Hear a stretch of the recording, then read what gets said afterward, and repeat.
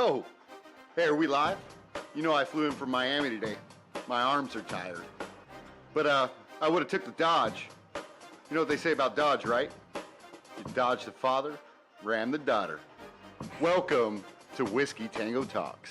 I'm your host, Derek Pizzatoro. Hey, I'd like to take a moment to thank our sponsors, WTF Fabrications. That's WTF Fabrications for all your metal fabrication needs. They're on Instagram. They're on Facebook. You can find them where, Rob? WTFCustomFabrications.com. That's my producer shouting out from the sideline there. They make any kind of RV gates, security doors, fencing, you name it. For all your metal needs, give them a look-see. And that's, again, WTFFabrication.com.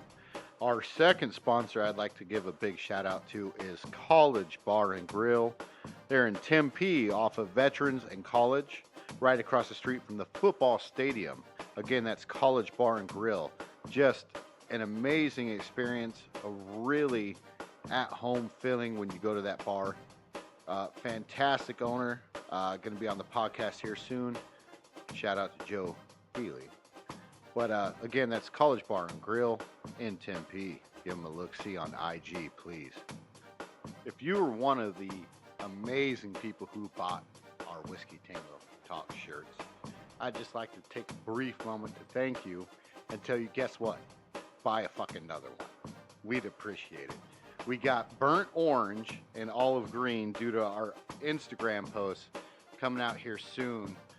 We got 4, maybe 5 remaining shirts of the black on black and white on black left in various sizes. Who knows? DM me on Instagram at Whiskey Tango Talks.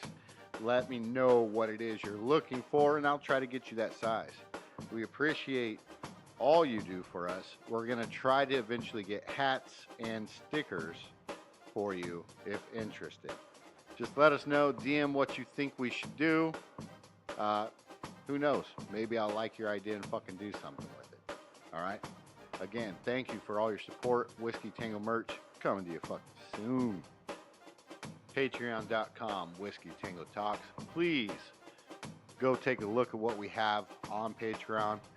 Check it out. Donate. Donations are going to go to charity events where we do live podcasts, hopefully on YouTube, giving back to the community, giving back to the people that listen to us.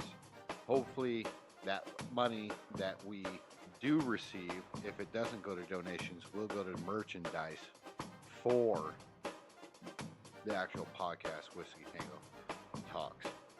Again, that's patreon.com. Give us a look. Donate what you can, if you can, with how much you can. We'd appreciate it. We love you for all your support. Again, that's patreon.com. It is adult content labeled due to my foul fucking language.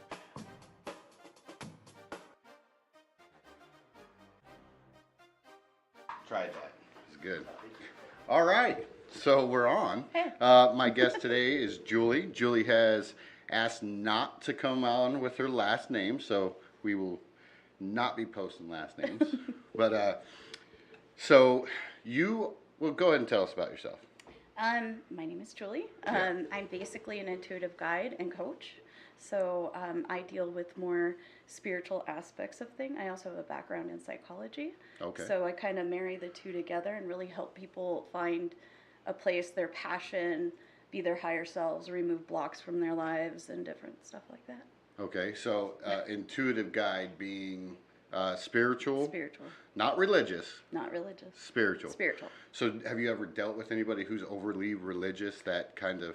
Absolutely. Okay. I actually used to be religious myself, very religious. I worked for the church.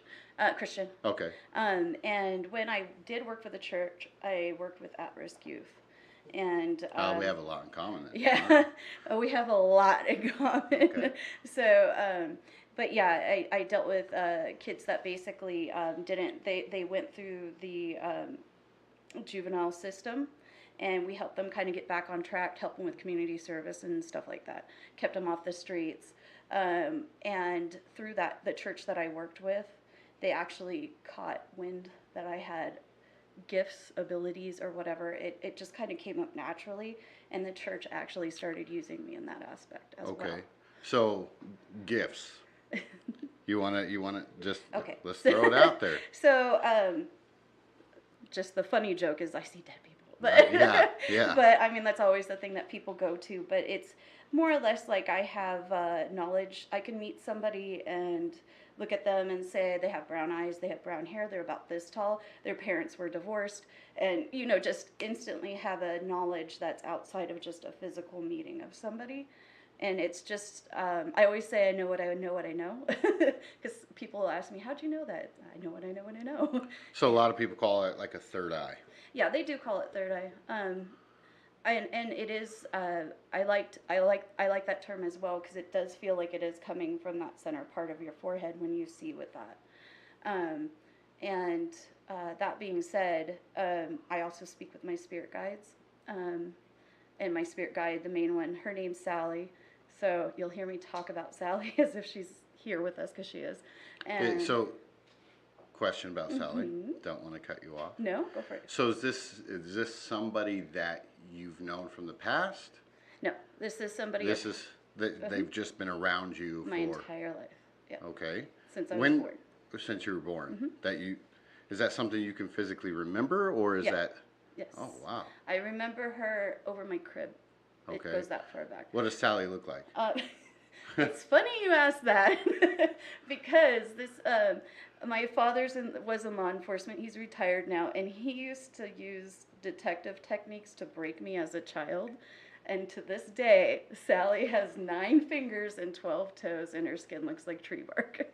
But I know that's kind of a weird description, but she's a fairy, and people think of fairies as the big grand fairies, but they're kind of shapeshifters, so she can look like that, but her skin is just old and withered, and kind of she's darker in pigment, and she's just so as a kid this wasn't discomforting?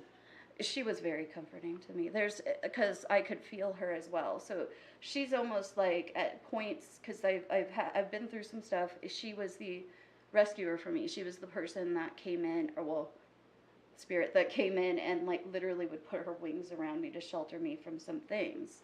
So it really helped me to survive growing up, and I do think that's part of what lends to my ability to see her now. Okay, so obviously Sally isn't a typical human being. Right. She's, as you said, a fairy. Right. Okay, so is this something that's been here on Earth for a while? Or is she interdimensional? Interdimensional. So I would say, to describe Sally, she's interdimensional being. She is... these are really hard. We're going through these really fast, but these are big concepts. No. Yeah, you can elaborate. I'm all ears. Oh, no, that's cool. But she's an interdimensional being for sure. She can go all the way over to the spirit, to spirit, all the way where she's. I still have a connection to her, but she's not here almost. But she can also be just as present as anything else. Like, she's always right here on my right side. But that's kind of, let's get into the definition of others, because I call them others. So there's the formerly alive people that were here alive on Earth at one point, and they can come over and see us in spirit. And then there's the others that are the spirit guides, which Sally, and those are the people that are kind of like your Jiminy Cricket or your entity that kind of stays with you. You have spirit animals. Everybody has a spirit animal. And there's other guides and angels, or however you want to define them, other spirit things that were never formally alive. Everybody has a set of these things that kind of goes around with them. Formally alive people may stay with the person only for a time period and then leave. Okay. So before we go further, for people that are listening to this, right? Like, there's going to be naysayers, there's going to be shunners, sure. right? But those are also the people that believe that, Jesus talked to a burning bush. Right. So if you can open your mind to the fact that Moses parted the fucking Red Sea, and that every species in the world got on an ark, and David fought Goliath, then, shut the fuck up, hear it out. Yeah. I'm interested already. Right. Because for me, it's like if this is true to you, Okay. okay, you know, what questions have you asked? Because for somebody that is able to speak to something that is other than human or interdimensional, what kind of questions have you asked about life or death, meaning of life, winning lottery numbers? Like, I mean, Right. what kind of Right. conversations? A lot of that, it comes through questions that other people have. Like, of course, I could sit there and talk to Sally all day long, but I also have a regular job that I have to go to and a lot of other stuff. So I don't spend so much time grilling her on that stuff. But it comes through when I do readings for other people. And I've had my own experience with people passing over and dying. Like my ex-mother-in-law, she was very terminally ill. And she came from a religious practice where they didn't really believe in medicine or anything like that. She got a diagnosis of non-alcoholic liver cirrhosis. I was pretty much the only person there that knew that's terminal. Everybody else kind of had this core belief and this core something like they could pray enough it would go away, or the people that didn't necessarily believe in the same religion in the family kind of what they were more or less like, well, she's going to be okay. They just had like a disbelief about the whole thing because she was such a holy, good, prayer-driven person. And I was the person that went through that journey with her, where she was saying, what's going to happen? She had ultimately ended up using regular medicine, getting dialysis, doing other things to try to prolong her life, taking pills. So she had a really huge duality about her religion, what she thought God was, and where she was going to be going. And I had a lot of really long talks with Sally and trying to communicate to her what she's going to see with her perceptions when she passes over. And bottom line is it was a really beautiful process. It really made me question a lot of things about my life, this life, and everything else. And it drew me closer to Sally and really seeing what happens when we go to the other side. And all I can say and how I can boil that down is because a lot of this is bigger than we even have our like teeny tiny human minds to understand. The first thing I always say is energy's not created or destroyed. The soul is energy. The same energy that makes lightning, that makes all the electric things work here is the same stuff that's pulsing through us. That's the part of us that lives on. That's the part of us that goes to the other side. And have you ever heard of like believe it's like 7 ounces? The theory of yeah. Is it 7 ounces or? I can't remember exactly the ounces on it, but it's like 6 or. It's something super small, like 0.8 ounces. Yeah, something like that. Every time they've weighed a body as it was dying, that so many ounces of that body like come up missing. Absolutely. When they take the last breath. Right. So, all right, continue. But yeah, it's kind of, to me, what I've experienced is, it basically is, and this is going to sound a little weird, but when she was passing away, she was in the other room, and I was so in tune with spirit at the time because I was carrying a lot of expectations, like what time is she going to die, because my ex-husband knew I could do this, so he wanted to know around what time she was going to go and different things like that. And I remember he was out talking to the hospice nurse, and she was in the other room, and I knew it was going to be after 3 o'clock that day. We were getting just after 3, and I was in a room across the hallway, and I could hear her thoughts. And they were talking about cremating her in the other room. And she was thinking, because she could still hear, was, I don't want to get burned. I don't want to get burned. No, no. And then the next thing that I heard her say was, Dad? And then she said, oh, I'm dead. And I could feel the conversation that kind of happened there and kind of hear it. And there was a wind that went through the whole house. And then it went out the other window, and then I knew she was gone then. So I went into the room, and the nurse was there. And she said, she's gone. And I said, Yeah, I know. But, Yeah. you know, it's like, I felt that. Did you feel it? And the nurse who sees this all the time was moved to tears, and she said, that was beautiful. Did you see it? Did you see it? And she looked at me and said, you saw it. And I said, oh, you know, at that time, I'm not going to be like, no, I didn't actually see it. But it was a really beautiful passing. And just to know that she had that moment where it was conflicting, but the peace that came over her, and that the love and the tranquility at that moment. That's so weird that a lot of people that experience life and death and stuff like that. It was C.T. Fletcher that was just on Joe Rogan. He had a heart transplant. Oh, wow. Several heart attacks prior to that, and he said the same thing whenever he actually died in his living room before his defibrillator went off. Right. That he felt at peace and It's so amazing. much like just hopefulness. Yeah. Yeah. Yeah.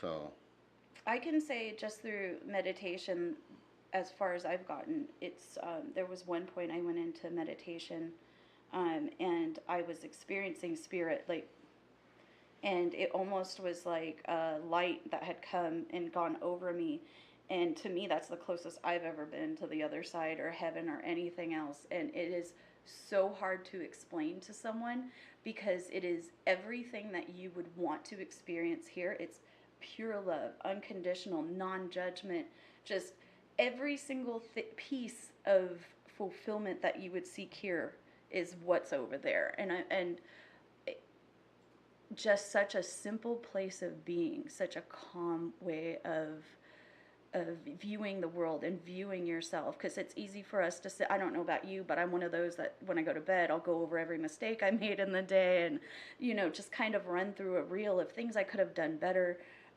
But at that place, it's total acceptance and love for every flaw. And it's not even that you think of the flaws. It's, I get why I had that flaw because I needed to learn that. are you able to kind of transcend when you meditate? Is it more out of body for you? Is it both? Yeah. So there's times when I can lose time and space, and so when I meditate, sometimes I meditate just to get clarity of my mind, my human mind, and then there's times when I just want to get to a place where, because we're all born into this world and we don't really have a name. We don't know our names until somebody starts calling us that. We don't have. We're this little soul that goes into a tiny person, and we don't know what to expect. We don't know what's coming up. So I try to get back to that place where I'm just pure soul and energy. So at times, and it does, like if I'm not in a good place mentally, or if, you know, I'm just too caught up in my problems I have here, I can't get to that place. I have to get to a place in meditation where I can let go of all of that. And it's really kind of a trip to explain, but you literally, you can't have a day where you have to go to work or something before you go to work and meditate. You need a whole day where you're just going to, you know, or beyond, and you're just going to meditate, just let go of everything here, go into that meditative state. You don't worry about being hungry, being thirsty. I mean, all that goes away. All those bodily functions go away. And you go to a place of, I guess that's what they call enlightenment. I don't like putting labels on things too much, but you go to a place where it's just you and your pure energy. And my name's not Julie. My name's, you know, you don't have a name. It doesn't matter. You are truly who you're supposed to be, without expectations, without goals or purpose. You are just truly existing. That's interesting. I want to back up slightly. Okay. When you were a kid, how did having this, I'm going to say loom over you, because a lot of this you had to lock away. Oh, yeah. You know, in fear probably yeah. of others, Yeah. treating you, mistreating you, mishandling you medically, Mm-hmm. possibly. Yeah. Oh, yeah. How did you deal with that as a young woman? Terribly. Well, okay. I mean, just honestly. Yeah. But that's kind of the part of the work that I do is I do deal with children, and we do have more of an environment that's open to people with gifts. And it's funny because it took me a long time to get to the point to call it a gift because I felt like it was a curse. But basically, you get the idea really quick to keep your mouth shut about it. You know, when you're a little kid and you're like, Grandma's calling on the telephone and the phone rings and it's Grandma. and your mom turns around and she's freaked out and like, don't say that, you know, and she just had a really Christian Catholic background, and that was all bad. So you learn really quick to keep your mouth shut about it. I was. So how much of this do you feel could be a connection with energy more than spiritual? I think they're one and the same. Really? Yeah. Mm-hmm. Just having the intuition that you know that the phone will ring, how much of that is electrically charged and driven through air or... I think that the electricity that we have here makes it easier for spirit to come through. Like, so... No, I could see that. Yeah. A lot of people believe that, you know, aliens came here, whatever it might have been, due to, you know, the anomalies in the electromagnetic field that Earth produces from the sun anyways. Yep. So, how was it with friends growing up? Were you... I didn't really talk about it with friends because I had that early conditioning. How did you never open up though? That's kind of crazy. I mean, how many people knew?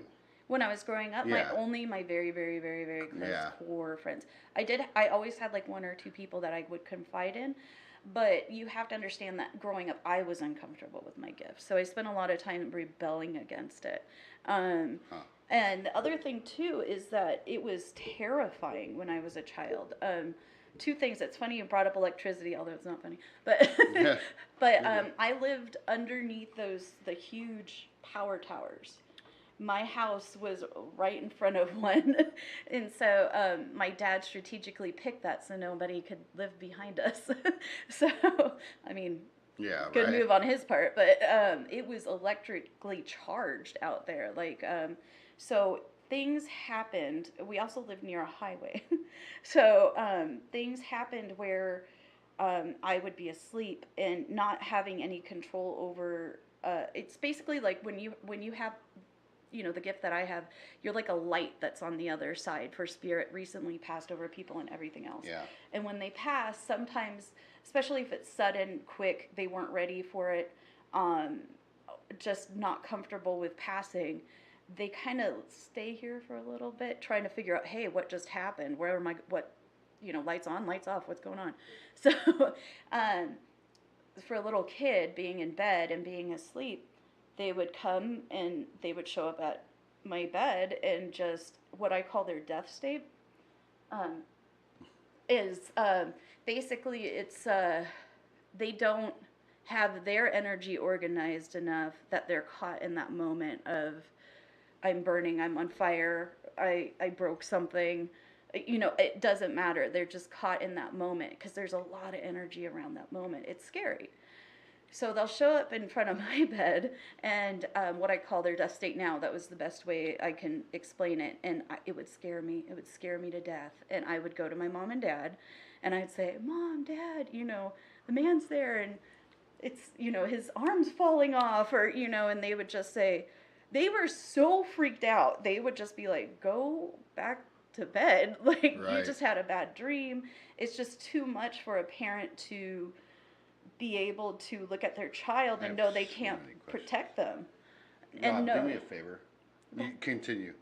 I need a pen and notepad because I have a million things coming through my head that I want to ask, and I don't want to interrupt. So I'm going to make PowerPoints. That way I can write it down as it's coming through my head. Great pen, bud. Thank you. Awesome. Appreciate it. All right. Oh, that was a good catch. I'm not even mad at that. So, like I said, I didn't want to interrupt. No, you're totally fine. But like, I have so many different questions. Sure. So, and while you're talking, I'm listening and they're coming too. So, awesome. I like how many? Have you ever met anybody like yourself? Yes. And have you ever agreed or disagreed with some of their views? That's an interesting thing. I have met several people like me, but the thing that I would say is at the base of it, if you strip away all the commercialization of what's going on today with spirituality, it's the same. It's really the same. There may be somebody that has a stronger gift in a certain area than I do, but I could definitely tell you that at the base of it, it's very... my experience is a common experience for kids to go through that have gifts. My journey is a common journey. That's why I work with children, because no kid should go to bed and be scared to be touched or to have no control over what's happening, because it really is a guttural experience when you go through it, because your parents can't help you. Nobody can help you. So that's why I feel like part of my journey is to help at that place, you know. That being said, you know, you see things like you know, it's like you see like entities, and you have to encounter people you know are bad. Not bad like as people, but you know they have really bad influences over them. And you have to feel safe in that world that you know that these things are happening in. And you kind of figure it out as you go along, but that's why I have Sally. I wouldn't have made it without her. You know, I probably would have ended up some drug addict trying to block all this out of my head.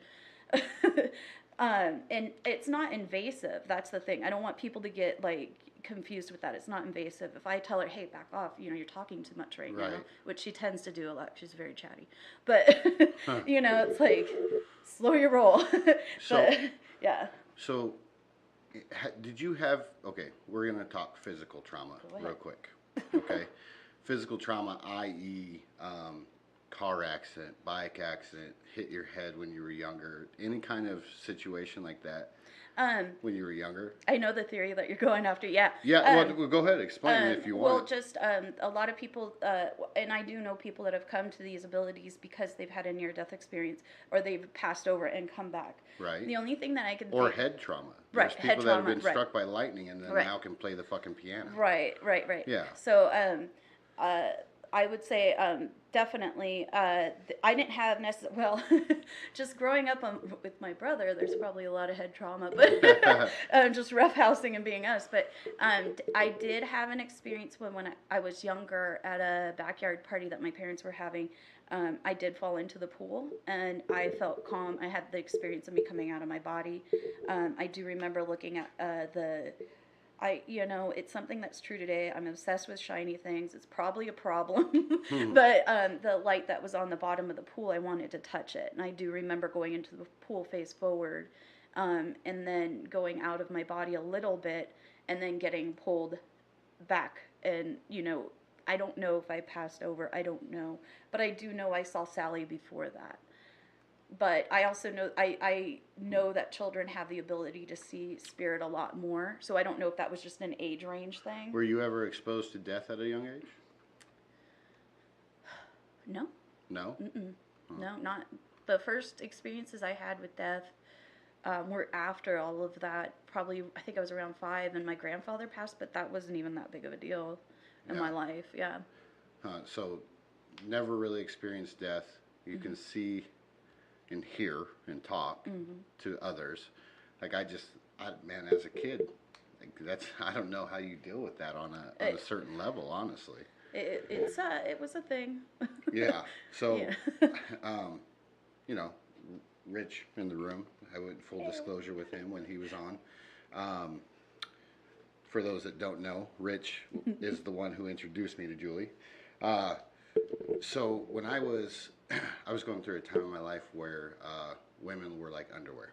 Yeah, for sure. Changing them day in and day out. And I was getting ready to leave for the military. And I had an experience where it was almost like sleep paralysis. But before it happened, I could feel the bed next to me pushed down. Okay. Had a crazy vivid dream, all sexual. Okay. It very, like, just kind of woke up, felt guilty. You're fine. You're fine. Woke up, felt guilty about the dream itself. Right.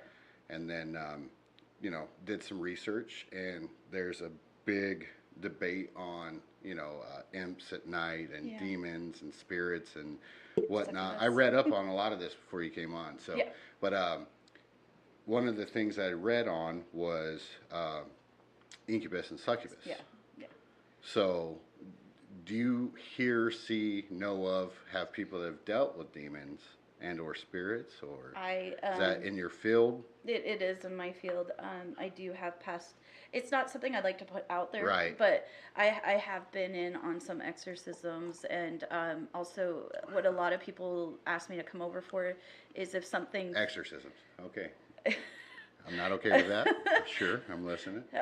But also, but the big one is when something happens in somebody's house and it's not plumbing, it's not electrical, it's something other. So they'll call me in to figure out, because naturally people are scared at first when they encounter spirit, because we're used to being here where we can touch things and feel things. But so they'll call somebody in like me, and I will tell them whether it's demonic or if it's just spiritual or if there's somebody that has a certain message or something like that.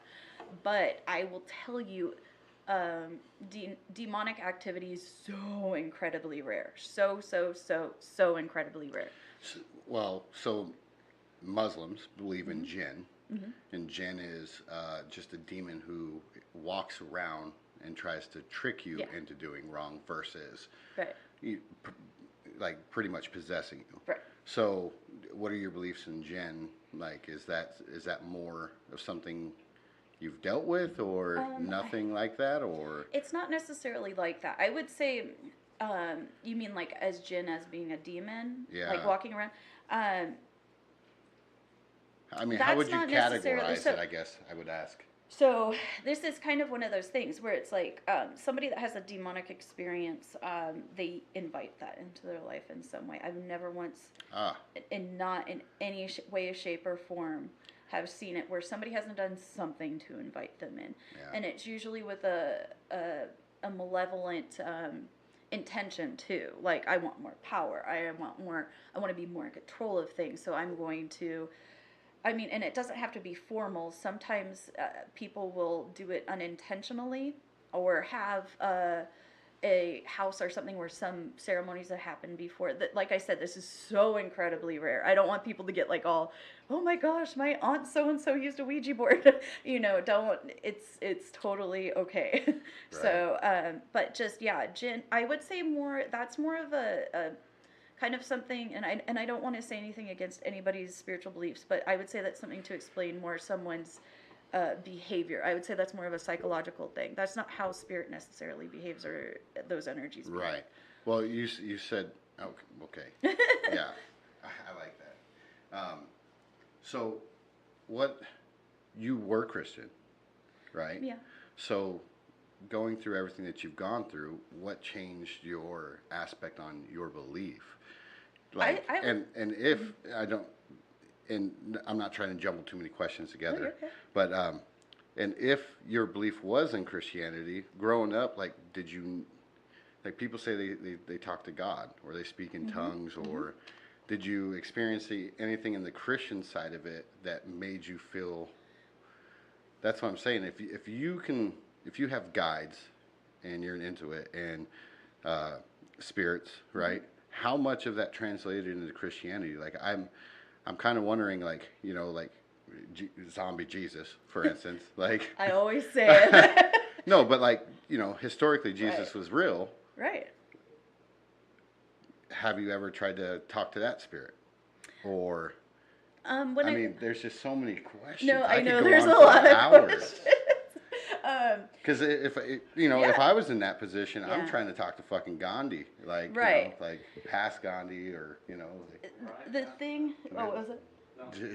I'm trying to talk to Abe Lincoln. I'm trying to summon anybody I can, But like, as a spiritual side of it, though, like Christianity, you never once like sat back and like, if I can do this, why not talk to the quote air quotes, Jesus, the man, like the head honcho. Well, and even then, like, I just think a lot of his story is his history is more he said, she said. Yeah. So absolutely. The Bible's just full of shit, morals and guidelines, and I don't care if I'm offending anybody because these are my beliefs. Right. And these morals and guidelines kind of get you gravitating towards more of a positive life, and that's what the Bible is to me. So, so basically, when you have these gifts, you learn pretty quickly that, like you said, people are just people. And growing up, I did have a deep belief in the Bible, But and I still do believe there's value in that, and there's all kinds of incredible things. Like it just reads different to me. So in a sense that Jesus is in the ship with the disciples, and it's all going to hell, and well, not literally, but no, great, figure of speech. great But pun. they're sitting there worried about basically we're gonna die. Why is Jesus sleeping? Like, why isn't he freaking out like we are? And so they finally wake him up, and they're like, hey, why aren't you freaking out? We're going to die here. Why aren't you helping out? Like, grab a bucket, dude. I mean, and Jesus just looks at them and says, be still and know I'm God. Like, and then he just calms the sea, and then he goes out and he walks on the water, and he does all that stuff. But I see that as he's showing us, just calm down. Like, all these troubles and woes that you see around you, they could just be calm. Just use, like, basically the energy that's around you. Just calm it down. Just slow it down. And no. So to me, it's like more Jesus was an example. He was an example to be still and know that I am God. That to me has always struck me, but it's also meditation. So we could pray and pray and pray. If you're using Christianity, you could pray and pray and pray and bring all your woes to God and everything. The house is on fire. This boat's going to sink. I don't know what I'm doing about my bills, etc., etc. But you need to stop and listen for what Spirit is saying back to you. I tell Does that make sense? No, it does. Okay. I tell people all the time when they're like, oh, prayers and hope and wishes and whatnot. I'm just like, pray in one hand, shit in the other. What fills up first? Go out and get it fucking done yourself, Right. you know? Yeah. What about knowledge? What do you mean? So, do you seek knowledge from past at all? Or do spirits open up and tell you about knowledge? Or do the others, like, give you information? Like, I mean, we could go into, DMT trips, ayahuasca. Mm-hmm. I know you want to try that.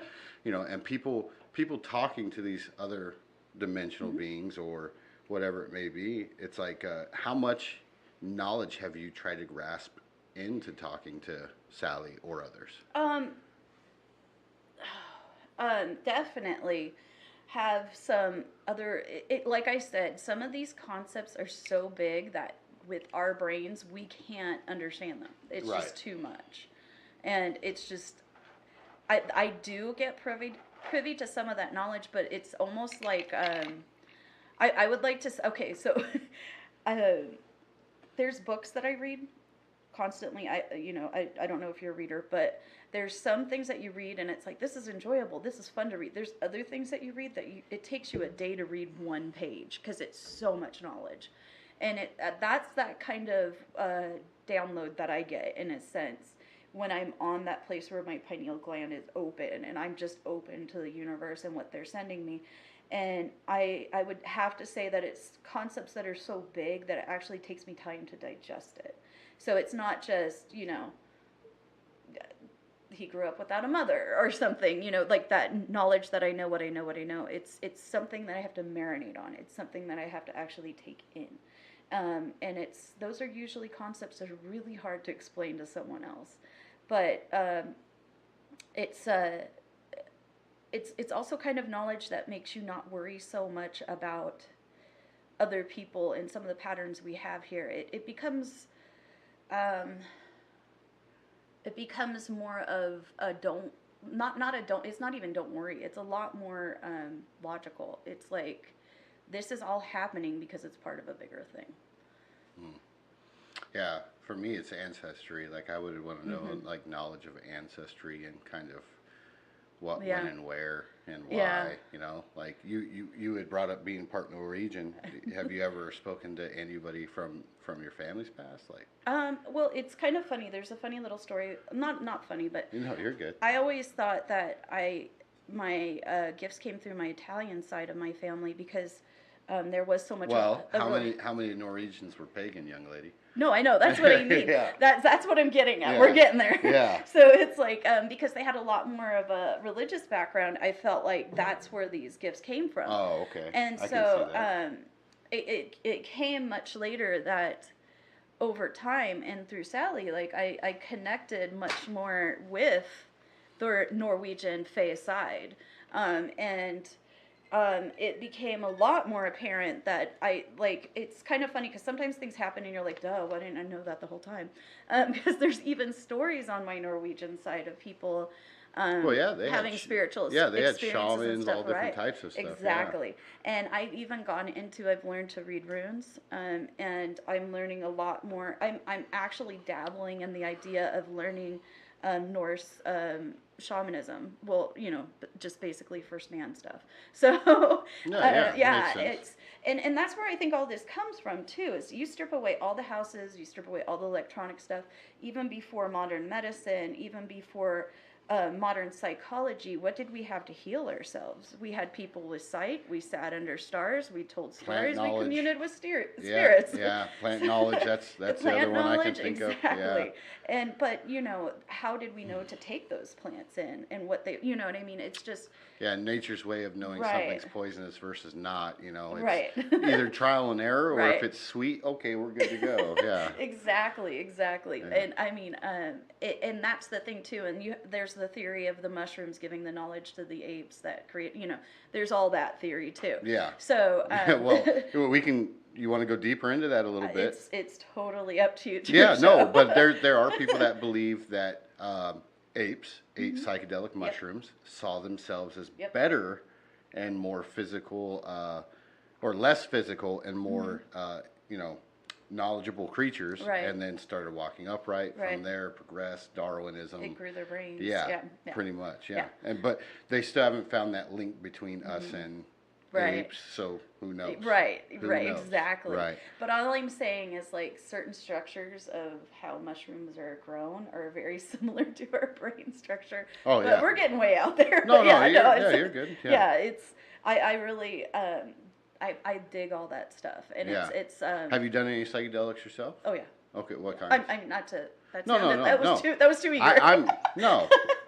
I've never done them. Yeah. I know quite a few people that have. I have a friend whose girlfriend now is a psychotropic therapist.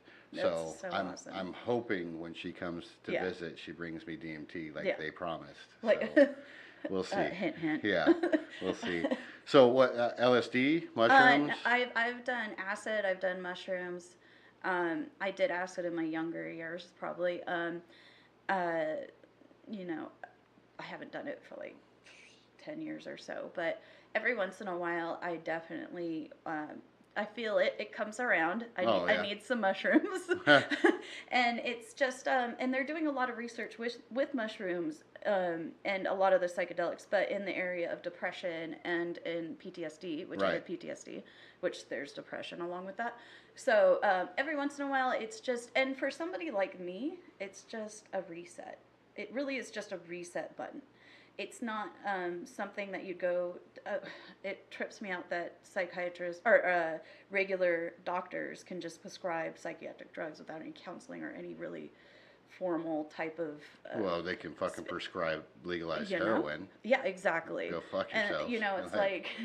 So I mean that gets into the realm of what Rich and I do a little bit. Is that basically you could have a housewife or something. Her marriage is not doing spectacular. She's 5'2", she weighs 300 pounds, she's got 3 kids, she's working a minimum wage job. She goes to the doctor and she's like, I'm just feeling run down, sad, I really can't stop crying when I'm alone. And they're like, oh, or I have overwhelming anxiety. Oh, here's a Xanax. Here's some Prozac. Maybe, right? It's or here's some Zoloft. And it's maybe we can look at it from the way of let's get outside, let's get her working out, let's take a look at some of the things that hypnotherapy can help with. Let's see some of the spiritual blockages that let her get into the decision making that got her to that place where she's not fulfilled and she can't even feel anything anymore. So basically taking a different approach and what we are our passion is mind, body, and spirit. Healing at mind, body, and spirit. Well, I'm glad you said mind, body, and spirit too. Like auras. Do you ever see auras? Are you not an aura person? I know there's people out there. Oh yeah. I would say it's not my strong suit. It's not that I don't see them. It's chakra stuff and a lot of that stuff is I do believe in the chakras, but I don't believe them in the sense that they're being used today. I just look at them as places of cleansing in your body, places that you naturally hold on to energy and could be blocked there. But some people, they're making an entire industry out of exploiting this. There's a lot of exploitation around what this stuff is.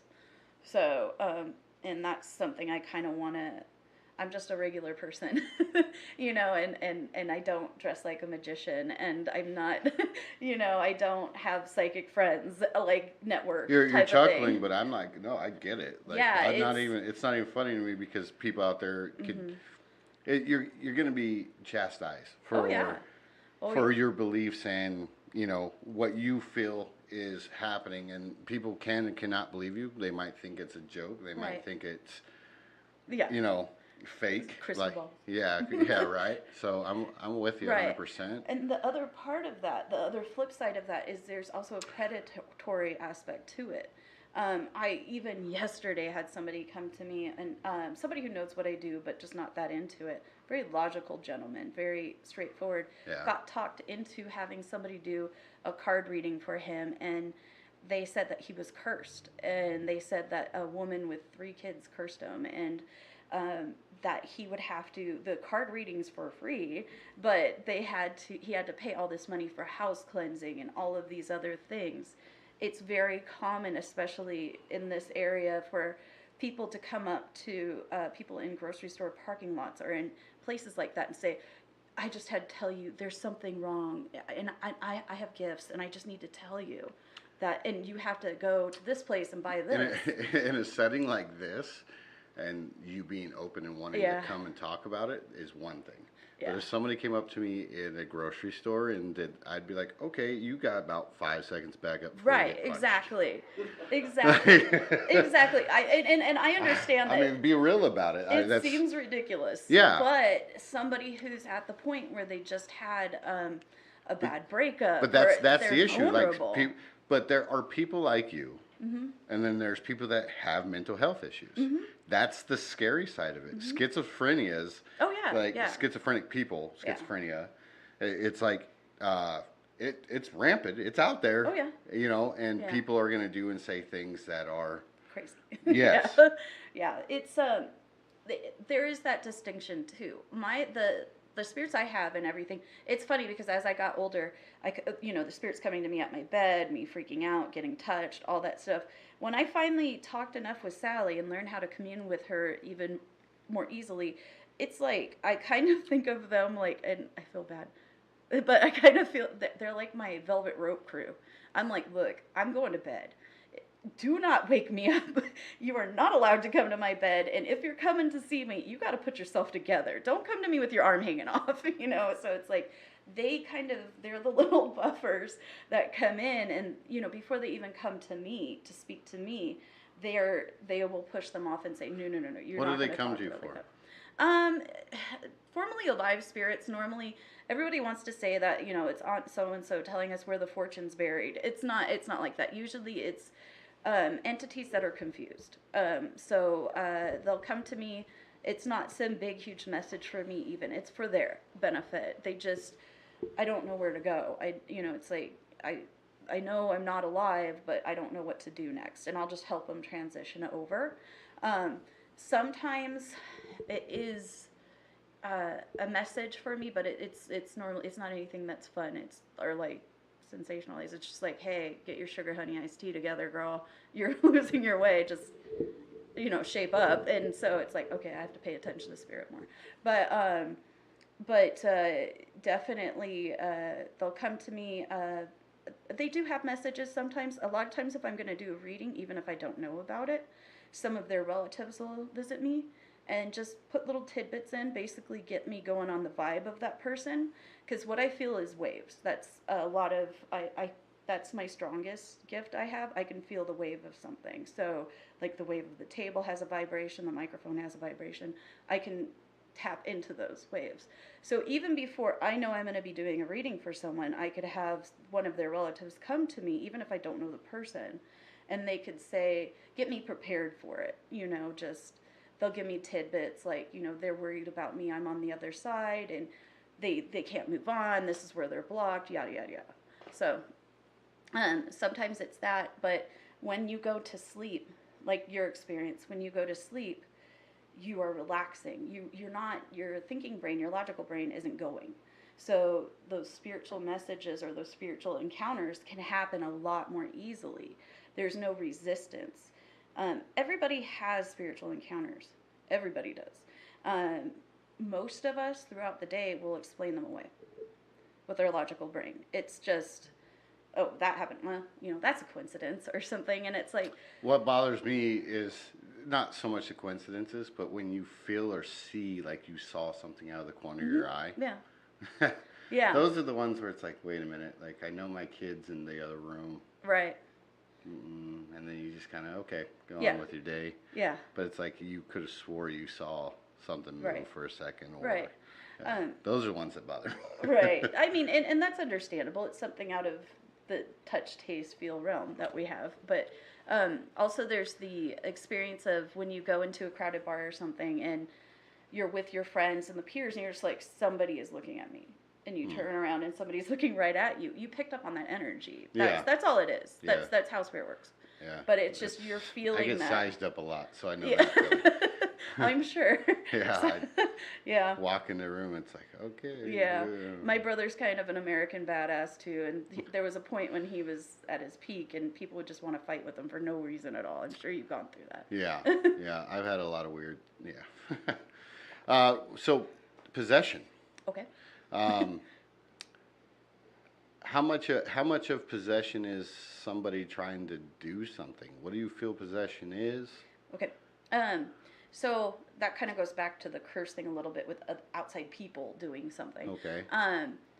I know for a fact that if you don't live your life like somebody's gonna hurt you with spirit, it can't happen. That's not the way you live your life.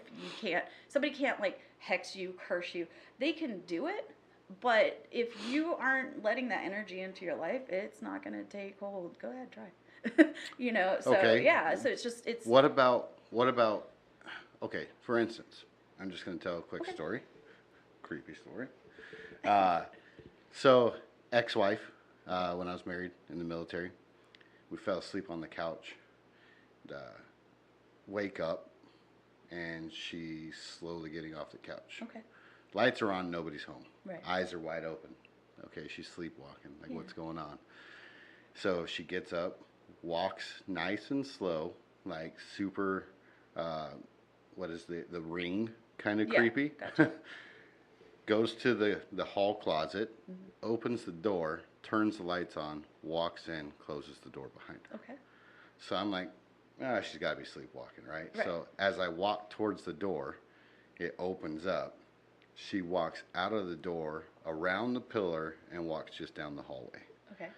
Bathroom light comes on, and I'm like, okay, right? Yeah.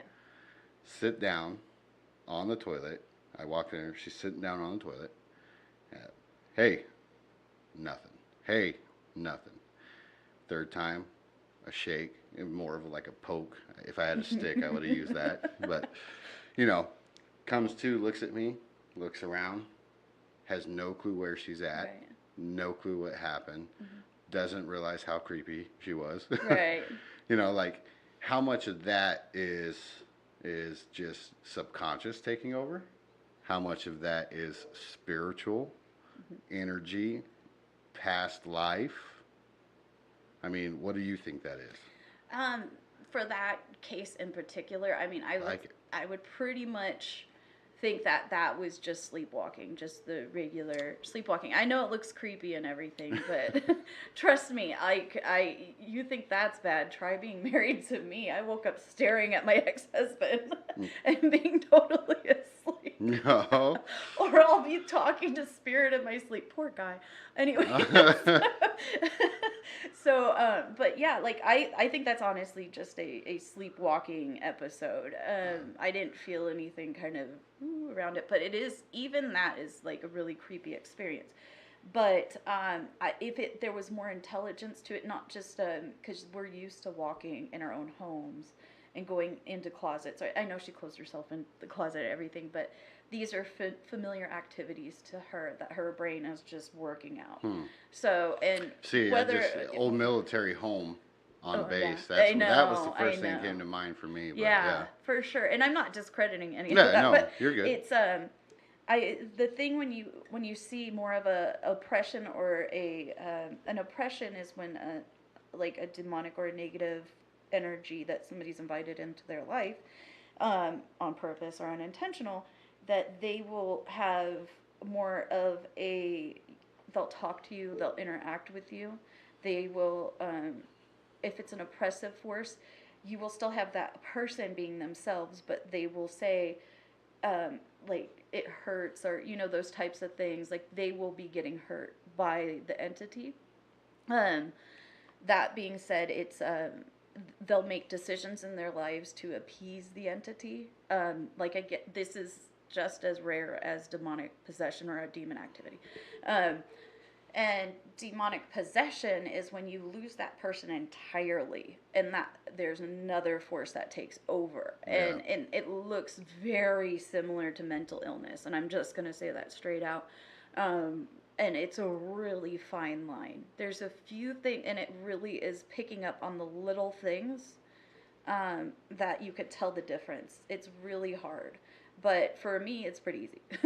But for just like, say, a doctor, a psychiatrist, many, many times they end up getting institutionalized or something like that, because there really is no explanation. If they go to a church or a religious place to get help, they'll end up saying people that have mental illness are possessed, and that's really not getting them the help that they need either. So there's two extremes to that. But yeah, it's, I've seen it. I've seen it happen. I also believe in transference. So if you have a sexual abuse by somebody who is sexual abuse, physical abuse, some kind of person that has had demonic, they've invited demonic activity into their life, they can pass that on to the victim. Oh, jeez. So yeah, but that is even more rare. So. Is there anything you would want to speak on, in the sense of like people out there that could be listening, that you would like to say that have abilities? What would you tell somebody like yourself, Yeah, at a young age? You are normal. You are totally okay. Yeah. It is. Yeah, you are okay. The other part of that spectrum is you're not super special.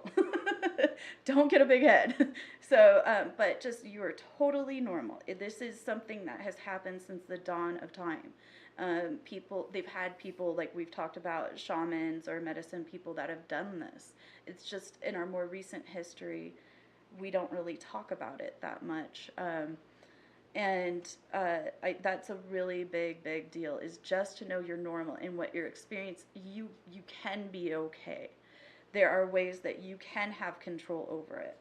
You don't have to live at the whim of just things happening to you. You can use your others, learn to talk to your guides, and you have a whole team of people. But this is my message for everybody. You have an entire team of angels and others and people that were formerly alive that are there for you, to help you. And it's like, I really hold on to, if you knew who stood beside you, you would fear nothing.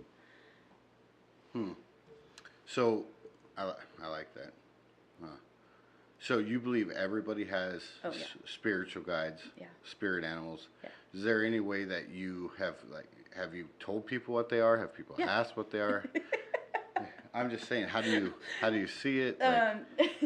I'm gonna share a little funny story. Oh, you're good. Like, so, I'm into it. I'm riding high right now. So this has to do with Rich. He's in the room, so he knows. But and I also got permission beforehand. It's Rich. It's Rich. So it's kind of funny. So we were hanging out and we were sitting down. One of the ways the first ways I get people to speak with their others is through their spirit animal. It's the easiest way to do this and to figure it out. It's an animal that has been a theme in your life. So you'll have a special encounter with them, and they kind of pop up here and there, even if it's a mystical creature like a dragon or something. I know that's kind of weird, but most of them are really boring. But So I can see what their spirit animal is, but I just wait and see if they could figure out what it is, and then I'm like, there you go. And then once they get that, they could kind of start to see the patterns and the ways that those animals have interacted with them in their lives. Yeah. So, well, it's funny because as you're saying this, I'm like, oh, I'm a pack leader. I know I'm a pack leader. Like, I don't know. Like, when you're like spirit animal, I'm like, I automatically know it's yeah, you know, yeah. It's either that or a donkey because I'm a jackass. So it's not a donkey. So, but right. But so it's either wolf, dog, right. something, or I'm a donkey. Right. Yeah, so, but you know how you just picked up on that because you know what you know what you know, and that's how I feel when I do stuff. But this helps people to hone in on this. Okay. This ability to know what you know what you know. Yeah. So I was talking with Rich, and we were kind of going through the whole, you know, well, why don't you just know the lottery numbers, and why don't you know that whole part of it? And he was saying to me, so what's my spirit animal? I'm like, I'm not telling you. You know, you gotta kind of get into that and feel it out. And he's like, this is easy for you, just tell me. By the way, this is how my friendships go. So right. Yeah. And so then I'm like, you can do the work here, you can do it. And then he was really hounding me, and as you guys, if you've listened to his podcast here at Whiskey Tango Talks, you know he's very logical. He makes a lot of sense. And so I was breaking down, and I was like, I don't want to tell him. And Sally was over here on my shoulder, like, just tell him. And I'm like, but he can do work here. And so he kept pounding me. And then for some reason, I just was like, fine, I give up. Between him and Sally, I'm not fighting with these two anymore. So I was just kind of tapping into it to make sure, because I knew it was a bird of prey. And then right away, but I wasn't really looking into it. I wanted to see him figure it out. And then he was standing up for some reason, and then I was just feeling the energy. My hands were literally going up, and I was feeling the energy, and I was like, owl, eagle, hawk, eagle, hawk, eagle, hawk. And then he was still standing up. He got almost all the way up, and I felt it, and I just go, hawk. And he turned around, and his face, he was just like, what did you just say? And I said, hawk. And then he proceeds to pull out an entire hawk feather collection he has. Wow. Oh, I never told you about my hawk. Oh, they fly and they hang out right by me when I'm doing my adventure runs. And I'm just like, well, yeah, duh. Huh. So, I mean, it's stuff like that. It's pretty cool. It's exciting when it happens. But yeah, I mean, basically your spirit animal is the easiest way to connect with spirit at first. Mine is a black jaguar panther, and it makes so much. But I had a similar experience. Was a shaman friend of mine, Eric. He's the one who told me that, and he was like, "Have you had any experiences with panthers?" I was like, "No, I don't get it. Like, I figured it would be like a sparkle unicorn or something, you know." And then I went home, and that ex-husband was. He was like, what do you mean? I was on Panther cheerleading squad for 14 years old. I had gone to the zoo, and they had a black jaguar in there who was following me around and purring. And there was just so many Panther experiences. I was like, oh, duh. You know what I mean? And it's not that I just was never open to animal kind of spirit at that time. I can recall very distinct times when I could feel him come around. Even Native Americans. Right. Like a lot of them all believe, not just in one tribe, but a lot of tribes. Like what's your tiki or your totem pole? Yeah, totem pole animal, or what is your? And I do believe it's a totem, because I think there is one main one for every person, but I also think you have a lineage of animals that are handed down to you from your family.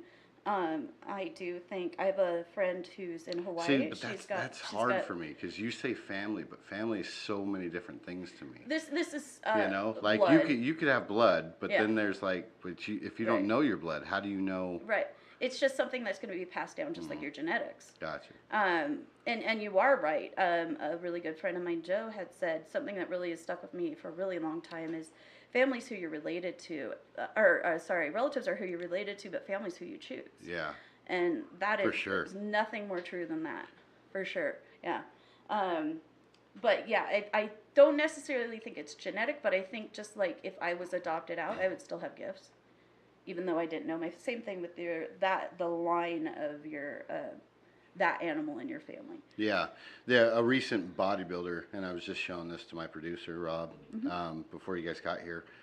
His name's Dorian Yates, and after he got out of bodybuilding, started just messing around with psychedelics, and due to an ayahuasca trip, he got a large tattoo on his back, and it's that of a lion, and it's just incredible. Like That's so dope. the imagery that he saw, the geometric pattern of the lion, and like but it's just a crazy picture. That's really cool. Yeah, and see if you could pull up his. It? Here's the back tattoo Oh, yeah. there. He's even got a third eye on it. That's dope. Yeah, well, and if you look at the picture, a lot of the leaves and everything have a third eye, and then there's a Hindu symbol on the very bottom that you can't see, unfortunately. Like, I haven't done, you said it was it's just- ayahuasca? Yeah. I haven't done ayahuasca, but that's isn't that definitely like a psychedelic Isn't that trip. crazy? Yeah.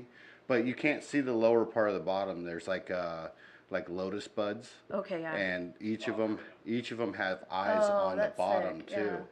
And it's just it's just Yeah. crazy. You can see at the top all those leaves on the top. They have eyes as well. That's so cool. It's just it's crazy to me that somebody that led the life that he did as a bodybuilder just I'm done.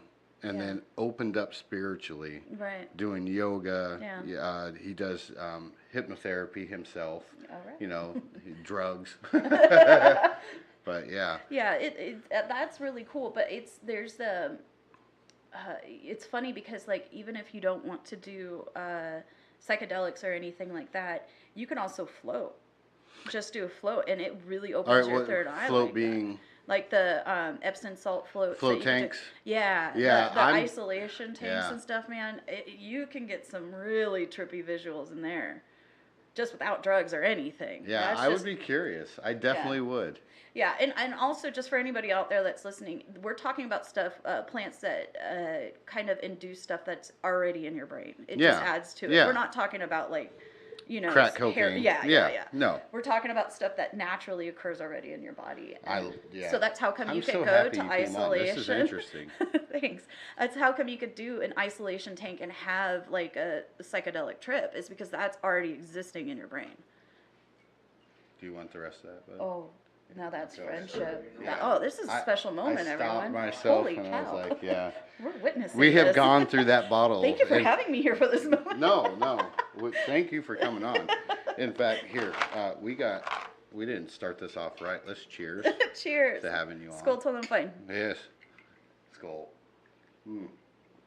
Shout out to Screwball. That's bottle number 2. Yeah, seriously. Peanut butter fucking whiskey. Who knew?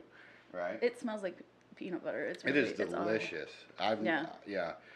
We've put down 2 bottles in less than a week. So then that doesn't include all these other fine ones that we have over Looking here. for a sponsor. Yeah. So We're still waiting for T-shirts from Rich's podcast. Oh, right. Shit. Actually, I might have one for you. For Drunk History. And I might have one for you. Actually. Ooh, hey. I think I do. I think we got 2 left that might fit. So, what do you do practice-wise? You brought tarot cards. I see that. I don't know how open I am to that. Like I was always fearful. No. No, this is why you're here. We're talking about this shit. Let's fucking open up. Okay. I was always fearful that tarot cards open up gateways. And that's another thing too, and I'm glad you brought that up. Tarot cards, Ouija boards. Tarot? Tarot. Yeah. Oh, isn't there a T at the end of it? Yeah, you know. Tarot. It's whatever. Like carrot tarot. I'm really not that. I don't really care about all that too much. But I brought a deck of traditional tarot, just in case you wanted to see it. But I usually work out of oracle cards. Now, there's a lot of things that are going on lately. What's the difference? These are. They're based off of the same thing. It's a deck of cards. So some people way back in the day, they started playing with player cards, just regular, Like cards. Yu-Gi-Oh. Yeah. Well, I mean, that's a gateway right there. I'm joking. Yeah, that's a gateway to nerdism. I know, I was like... Seriously, that's that's what's wrong masturbation with central for the millennials. rest of your life. Don't do Yu-Gi-Oh It's cards. a gateway to millennials. So, but traditional tarot is based on the playing cards that you have, just clubs, hearts, diamonds. And some people, when they started playing with them back in the day, they kind of figured out, I'm getting other messages off of these. That's weird. Okay. I'm down. Let's do a reading. So, I'm down. I'll do one. I know. I'm just like, I don't know if I can do it right now. Why not? I'm into this. I've never had one, and here's the I usually don't drink it all when I do it. But here's the thing. Well, you've had a sip or two, whatever. Well, yeah. No, here's the thing, though. Yeah. You're doing it. Like, we got to do it. I've never had one, and you're opening me up to the fact that I'm comfortable with it. Rich is here, so I'm. He'll save me. Yeah, he's going to save me. So, yeah. Thanks for having confidence. Yeah. I mean, if you're not comfortable, we don't have to, but I'm definitely we'll see about it. Just, right now I'm in thinky brain, so let me, because I'd have to open up to the other side of it, but just let me explain really quick the difference between the two. You're fine. So, tarot cards are the traditional ones. That's what everybody uses. The way I read, I do know tarot. I kind of stay away from tarot only because a lot of the messages that they have are very finite. It's this card's down. This is what it means. And you can go. So is there no? Is it interpretation or that's the thing. Okay. Traditionally, that's kind of how they're used, and a lot of people will do a read with tarot and then open it up more with the oracle cards. Oracle cards are based on tarot, and oracle cards are basically. I'll show you the difference. So. Okay. This is my favorite. If we do a tarot card reading, what I'm going to do is I'm going to not face the camera towards you, but I'm going to set it up. I was going to say it's really hard to do without somebody being able to see the cards. It would be hard to do. That's on what a I'm saying. podcast. I could just film it and then we'll post it later. So this is. That way it's just facing the cards. Yeah. Yeah. So basically, these are oracle cards, and you can see. Oh, those are huge. Yeah. Yeah, I got a lot of those. And so these are tarot cards. So these are messages that are kind of been handed down for a while. Those are oracle cards, but you see how the pictures on the oracle cards are there's a lot more detail to them. Yeah. The way I do readings is not based upon anything that's on those cards. What that does is it gives my thinky brain a place, meaning my here brain, a place to land, and different things, words will pop out or parts of the picture will pop out. And that's how I do a reading. So having something that's so as structured as a tarot card is not, it doesn't really serve for me that's trying to not put my own spin on things. I'm just trying to let spirit flow. That also gets into, some people are like, you're just, doing mentalist tricks. Like you're reading somebody's expression so you know things about them. But even if you were, fuck it, that's interesting. Right, but so, you have to understand, when you're doing a reading, you look at somebody and they either look angry or they look like they're a deer in headlights. Okay. And so I get nervous and I'm like, I offended them or I said something, and it takes me right out of spirit. No, so it's you can't. I'm over here trying to advocate for you. You can't act like that. Come on now. Well, no, I'm just saying that's a process that happens in me. So you're not going to offend anybody. I figure that. So I'm pretty sure our listeners can handle my foul mouth. They can handle a reading. Yeah. Right. So I just a lot of times it's. I actually talked to one of my friends that I do readings for and talk to him on the regular about this stuff and do what I do. And he's kind of like, it's more like coaching. Like it's more like intuitive coaching where I just use these to help me guide where the next steps go and what's happening with somebody's life. Like once you start a reading, that's where the direction that the person's going at that time. So if I'm like, you better watch finances, or something like that, it doesn't mean it's imminent doom. It's like, hey, you can change this future. This is a choose your own adventure life, man. Like, it's all right. So you only have a few things in your life that you were sent down here to do, and those are going to happen whether you want them to or not. Reincarnation. What do you feel about that? Because you said this is your life. Yeah. Have you lived others? Have, others lived others? So, like what? Yeah. I mean, that's an interesting subject because it's almost something I want to rebel against. Like, really? Why? yeah, just the Judeo-Christian background that I have. It's Okay. I have come to a place of peace of it, but I fight it because that's very confusing to me because really somebody is. that's so open to what you believe, like, why would you try to fight reincarnation? Because to be honest, straight out with that one, I spend so much time in other realms and in other people's spirits. I kind of want something for myself.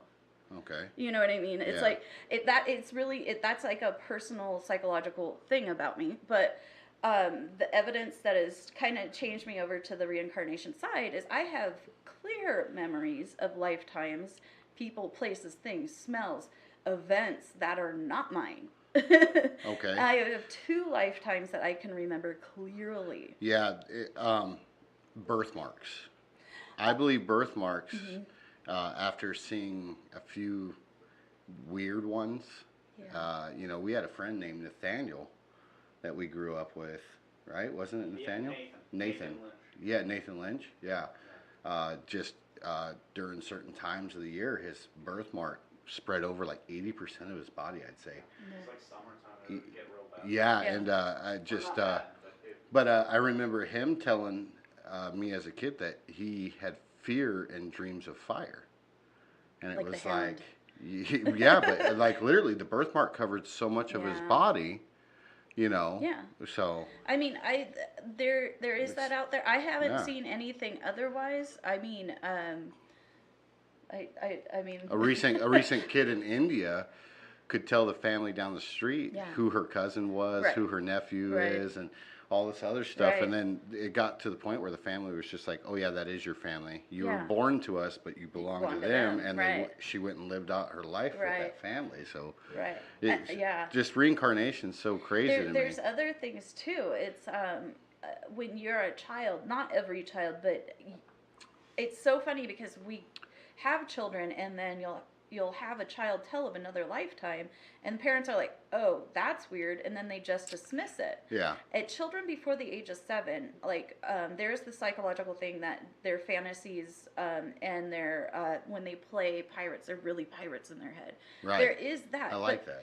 But they also, It's I good know imagery. it's That's good dope. imagery. Yeah, that was good imagery though. But at the same time, that veil between what's finite and logical and what is actually spirit is also really thin too. That's how come I knew Sally when I was very young. It's just some of the trauma that I endured growing up made me have to keep holding on to her. I didn't let go of her, Oh, yeah. So, but past lives. So we're going to get into a little bit of another definition here for Jules. You're fine. Is that what our spirit is? What our spirit is part. You've heard of the collective consciousness? Yes. Yeah. So, and that's part of that. Energy isn't created or destroyed. So whatever it is, Everything in the universe everything, has a knowledge and a meaning, Yes. and it knows Right. everything. right? Yeah. Just like the wood on this table is absorbing the conversation that we're having. Yes, And later on it'll go somewhere else. absorbed. Right. Yeah. Yeah. So good times, good table. Yeah. So, oops, sorry. No, so, you're fine. But basically, spirit is like a big, massive energy. The collective consciousness, we could tap into that. That's some of the stuff I talk to sometimes. And when you're going to have your soul, you get bits and pieces of other previously alive souls that need to learn another lesson here on this earth in order to move us forward in evolution. See, so I'm glad you said that because like I think like your Nikola Tesla's, your Albert Einstein's, your Elon Absolutely. Musk's, right? Those people are the collective conscious that have recycled. Yeah. Because they didn't lead a pure life, and then they've recycled so many times that those are our geniuses now, because they've lived so many lives that they have that consciousness Right. and that knowledge Right. of everything that they do. Right. So that's why there are geniuses now, Right. versus us who haven't hit that genius level yet. Yeah, I haven't recycled enough. I don't know. I'm weird on those kind of beliefs. I It feel makes like sense. It's not weird to me. well, yeah, and I feel like I'm more Neanderthal than fucking anything. Like, so I'm obviously new to this spiritual universe, in my opinion. But I'm weird like that. I'm open to all this. This is fun. That's all. I love That's all this. it is being open, man. Yeah. Like nobody has to believe what I do. Nobody has to believe what you do. Nobody has to believe what anybody and their individual choices are. Just be open to other people. Yeah. And you're gonna live a pretty good life if you're just open to other people.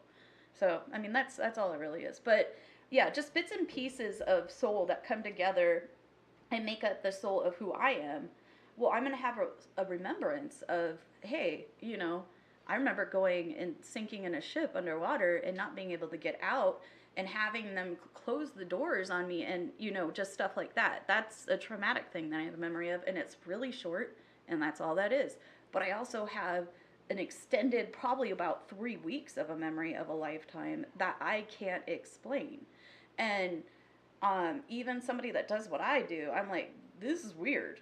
You know, I can name to you people that I knew. I can name to you mundane, and that's the thing is everybody's like, I was Cleopatra in a past life, and you know, it's no, you were probably her slave that changed her chamber pot. You know, Right, I mean, yeah. more than likely. So, but every once in a while, there's a certain something that we have to go and repeat. It's all cycles, and it's funny because that 3 weeks that I remember, there was a pattern that was started there that in this lifetime I'm still trying to break. I'm still trying to learn and evolve in myself to not fall back in those patterns. Okay. So, Have you heard the theory? Okay, so you have, we're going to a little history. Let's have fun. let's do it. So you have Egyptians, you have Yeah. the Mayans, Aztecs, and even the Sumerians. They all believe that once your spirit left, that it went back to the center star of Orion's belt. So you Right. have different people from different parts of the world, minus Egyptians, Sumerians, pretty close. Yeah. Mayans, Aztecs, pretty close. Yeah. But what I'm saying is 4 major historical Yeah. groups that believe that your soul left and traveled back Right. to where it came from. Right. With no internet, with no traveling to see each other. With No internet, yeah. Right. So, how much of that do you take into consideration with your practices? I will say I knew this stuff before I knew about their history. Okay, I like that. Like you've heard of crystal skulls. I haven't heard too much about crystal So skulls, to be honest. there's skulls that have been found around the world. I know the Indiana Jones, but No.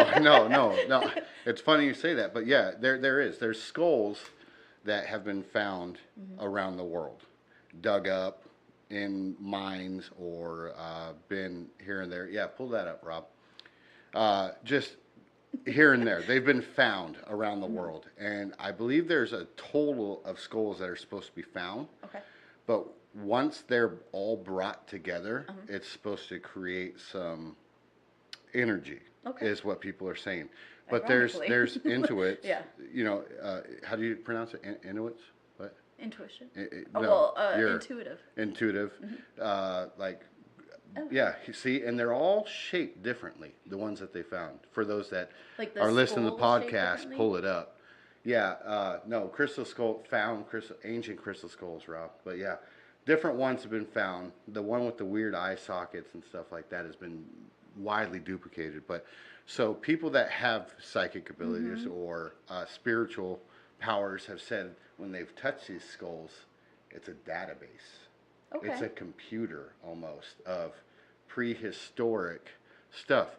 But when you That's get into the fact that crystals can carry The energy, energy, yeah. and the data that you could actually put on Yeah. crystals, they believe that these are computers of knowledge, and until we know how to unlock that knowledge from these Right. skulls, That's interesting. yeah. So it's just it's so crazy because you think of the power of crystals and people talk about healing powers. Now you're talking about, okay, you can put that much more data. Right. If you were to build a computer and use crystals, you can put a ton Right. of data on it. Right, for sure. Yeah. So if you hadn't It's- heard of those, now I gave Now you I some know. homework. Yeah. I know, Homework thanks. to do. Yeah. It's interesting though because to me like I haven't heard that part of it. I mostly have the commercialized knowledge of it, but it's interesting to me. I would like to see them all lined up or something to see if the skulls actually do change shape. Ancient aliens. watch. Just I watched go some of go it, go to but I Crystal Skulls. can't. They got a whole episode on.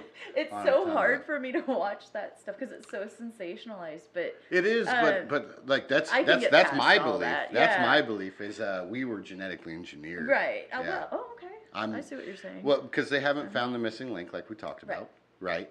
And they also can't explain where DNA comes from. and they can't explain DNA, Right. right? And then the genomes that we do know, Right. you know, the ones that we don't know where they Right. come from. And So DNA is, I mean, it literally is transferring information. So, information, yeah. I understand where you're coming from. Yeah. I'm going to look more into this. Here we go. I kind of wish I could touch them. Yeah. So can we do a reading Um, with the bigger cards? Yeah, we can do it. Are you, I don't want to pressure you. You've made me open to this. Okay. So I feel comfortable. I'm going to need a Pro- break. I'm going to need a break to get my, A break? a break to like get my, Oh, a small okay. intermission. Yeah. to get my, If my you flow want- going. If you want to take a break, that's fine. Yeah, that's fine. Or we pause, or do you want to stay live? What do you want to do? So we could do whatever you guys want to do, whatever you feel comfortable with. We want to pause and just take 5 minutes, 10 minutes? Yeah, yeah. All right, we're back. Took a short little intermission. We on?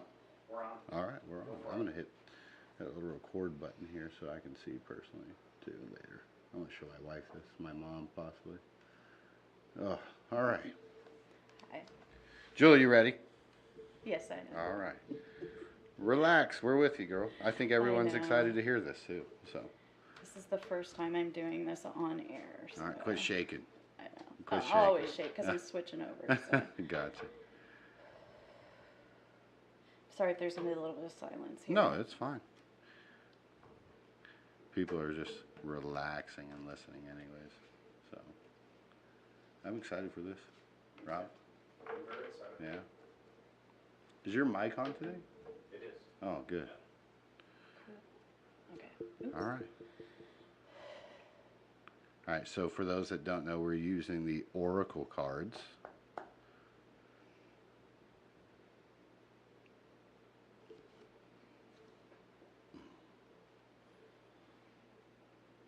Okay.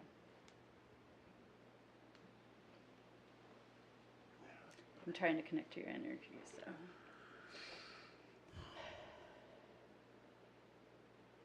If you could just like really quick, if you could just like kind of think in your mind's eye, just think about if you could pick a color and just think of it projecting out from your chest and then leaning over to me so I can grab onto it a little bit.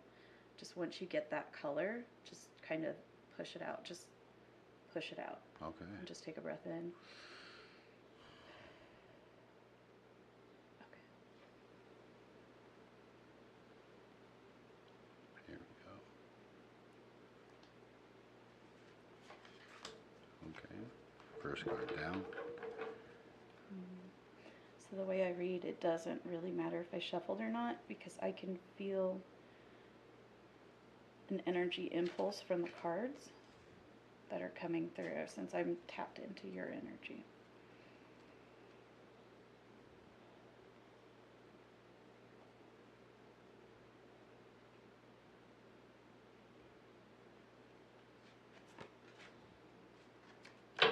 And I'm not doing any particular formation, I'm just pulling what comes up.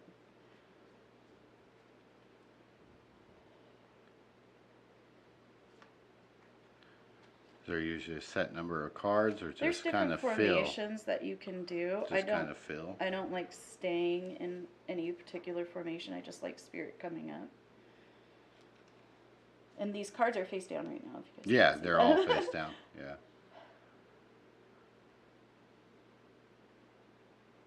You guys are going to hear me making different noises because it feels different in my body. Some of them tickle, some of them are heavier.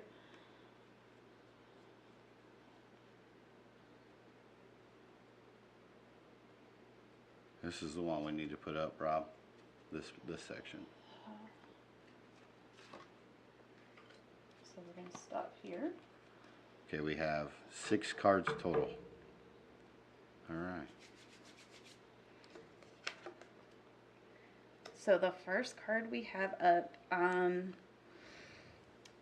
so what I was thinking about here was pretty much the podcast in itself and everything in general, because it was the easiest thing to connect because we're right here. But it is, the thing that's popping out at me is it has a little fairy, and I tend to go towards fairy and mystical type of things just because of the fae folk with the being Norwegian and stuff. But Okay. as a fairy, and it looks like she's got a little ball in her hand, but to me, in my mind's eye, it looks like a magic wand, and it's pulling up energy as we've connected on, and it's pulling it up and it's whirling it in a circle. So it's almost like this card literally has to do with money and success, and asking for advice from others with money.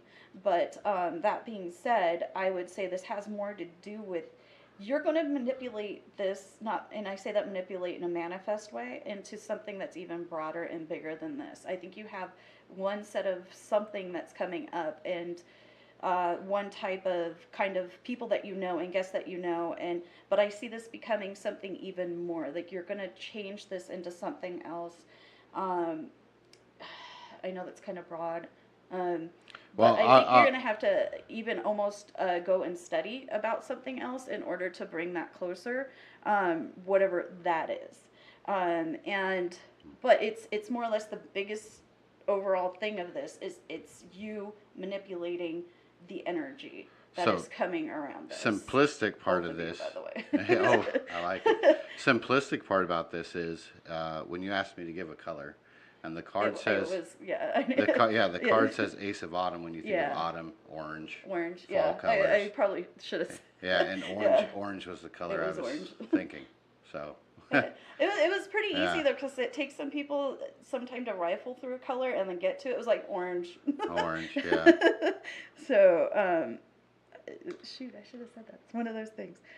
But yeah, it's and even in the background there's a lot of orange, but that's what I'm saying. Yeah. So that's First what popped card, out to you with the card. See, you're already reading cards. Orange. Oh yeah, right. So the second card is okay. So this has to do more or less like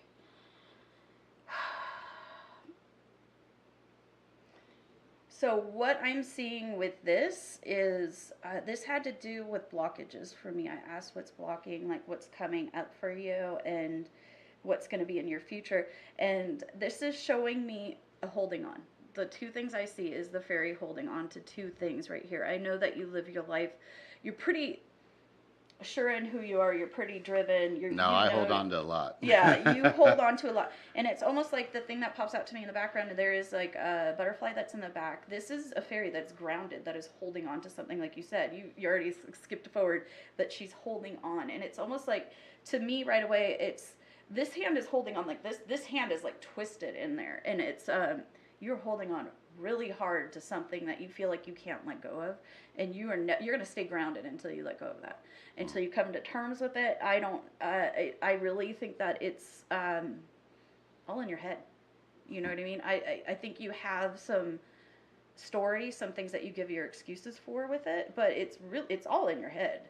The other thing too that pops out to me is there's a castle in the background, or I don't even know if that's a castle, but that's what it looks like to me. But it looks like a prison. And it's like a tower in the background, and it's like a prison. So this, to me, is something that's a prison from your back that you're holding on to. But there's also tangible things that are here right now that it's not actual tangible. It's the manifesting energy. You're still holding on to it. You're still making those circumstances happen.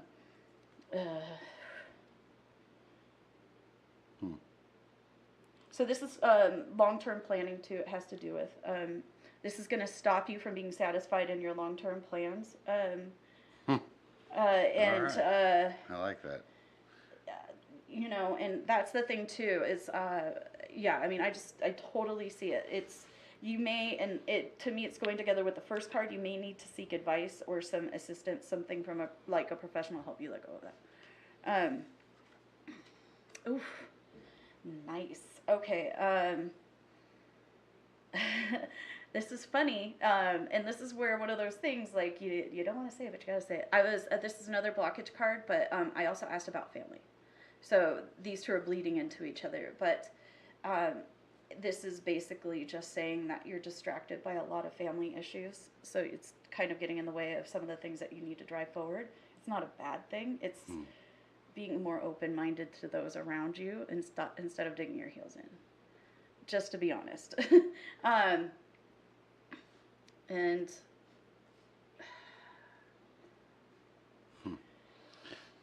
That's funny. well, I mean, it's No, it's you just you there's gotta pay yeah. attention to the people around you Yeah. and let them shine too, and make sure that they're having their moments with you, because you're a dynamic person, and it's like lightning. You just can't hold on to it, and that's your personality. So just like, I don't know how much you want to put out there, but it's definitely making sure that that is coming back to a unity. I see the statue of the man in the back. He's the strong, stellar point in that family. And she's kind of lost. And she's kind of needing somebody to reach out and just make it time for her to shine. Because it really is trying to grab onto, like I said, lightning. Even in the background, it kind of looks like it. There's no lightning there, but it looks like lightning to me. Underneath here, oh, well, there you go. So if you do that, you will be emotionally fulfilled in your family life. So this card always is, to me, it's, oh, it does say that actually. Okay, but to me, this, like, I always think of this like the love that you always wanted, the family life that you always wanted, dreamed of, being super fulfilled. There's some more in between these two. I might pull another card on that. But I feel like sometimes you shine so bright you overshadow others. So that's all that's saying, is just if you take time and slow down and shine your light upon your family and the people close to you, that's going to bring together everyone. There's a music element around this. There's a gathering element around this. Those are the things that are important to you.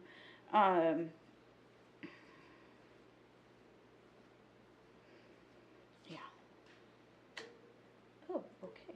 So I love summer cards. So this is just you in the future.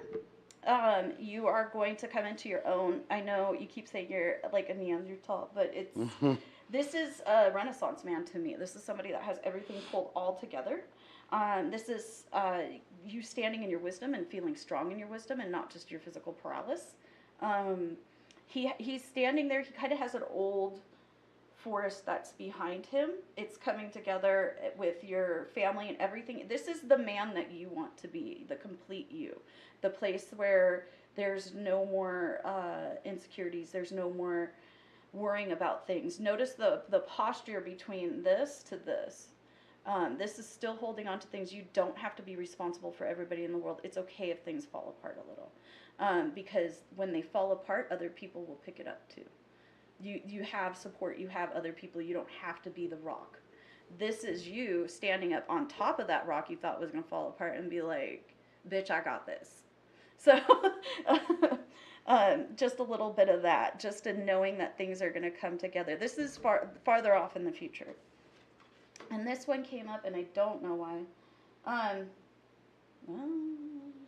Okay, so basically this is talking about just walking away from affiliations that are no longer serving you. And it's just that simple. I think that you may have some things that are dragging on with some friends or associates that you feel disgruntled with, or you're just always frustrated, always trying to make it work. You're always having to be the one to call out the truth in this association, and you're just not going to have it anymore. So, Interesting, to say the least. Well, recent family issues, so that was the first thing that came up to mind, but yeah, definitely interesting. Oh, so that just reinforces the other one I said I needed to pull another card on, because I was but I mean, you kind of answered it. It was a more recent issue between the two. And this one is just saying that it's just with your being grateful for everything that you have. And really, I mean, I'm going to challenge you to sit in grateful for a minute. Sit in it. And what I mean by that is take 5 minutes a day, or even if you're in the shower, just when you're taking a shower, the entire freaking time you're in there, I want you to just name off things you're happy about. It's going to change your life. It's going to change your life. Don't think about anything else. Just, I'm happy I have my house. I'm happy Stuff that I'm grateful for. And it's not just physical or things or anything like that. Just grateful, deeply grateful. You know, think about where you came from to where you are now. just that 360, you know what I mean? And don't give it away to anybody else. Like, thank God that, because I think you do that too. Thank God so and so helped me, or thank God that person was there. Well, Or I thank don't God thank that God, was there. but Well, you know, whatever. Yeah. Thank No, I hear thank you. Odin. Yeah, but right. you know, just whatever it is. But just don't pass it off. Say, I did this. I'm the one that overcame this. Okay. I'm the one that made it out. And sit in those. It's funny you say that because on the inside of my finger says self-made. Well, there you go. Yeah. So, yeah, there you go. Do you want to touch them, see them, look at them? I'm baffled. Like a lot of it, I mean, it might be a lot of open interpretation it is. for people who are listening, Right. but definitely hit the head on the nail with certain things that you said. So Yeah. I'm definitely open to it. Not, I didn't feel like witchcraft was going to curse me or anything like I thought when Right. I was a kid. Right. You know.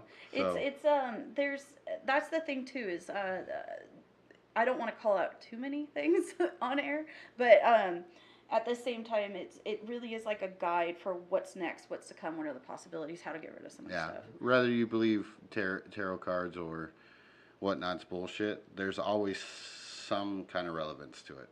So Yeah. I definitely enjoyed like having them done. So I appreciate you taking your time for it. Is there anything else you want to touch on? I mean, you're more than free to open up on anything that you want. So. No, I mean, according to the reading, or No. Just being here. Okay. What else do you want to talk about? I love that. I have to switch back. Thank you. Here, let me give it to you. I appreciate it. No problem. Some people are really weird about letting you touch their cards. I don't mind at all. Right. I think they're for everyone.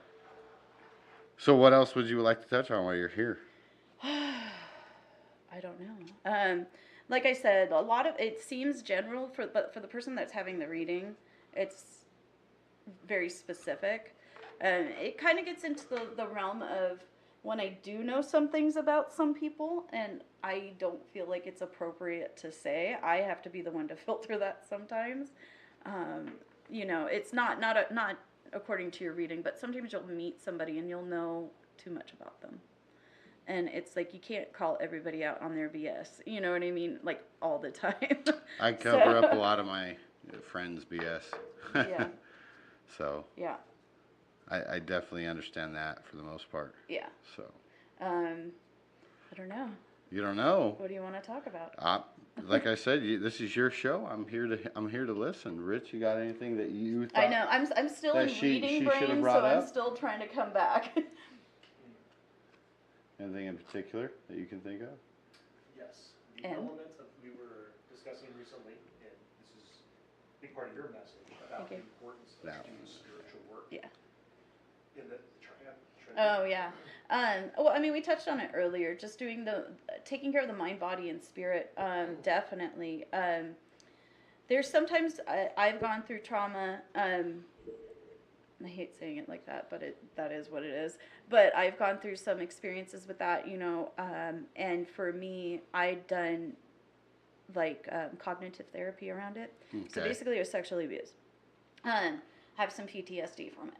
And when I was in my 20s, my early 20s, I'm a strong believer that you can use it as an excuse or you can fix it. Right. There comes a point when you're an adult that it's not your fault that it happened, but it's your responsibility to fix it. Not even as an adult.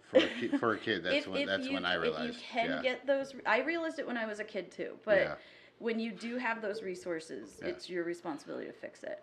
So, I went through the cognitive therapy. You didn't choose to be a victim. Right. You never do. Yeah. But you can choose to come out of it. Exactly.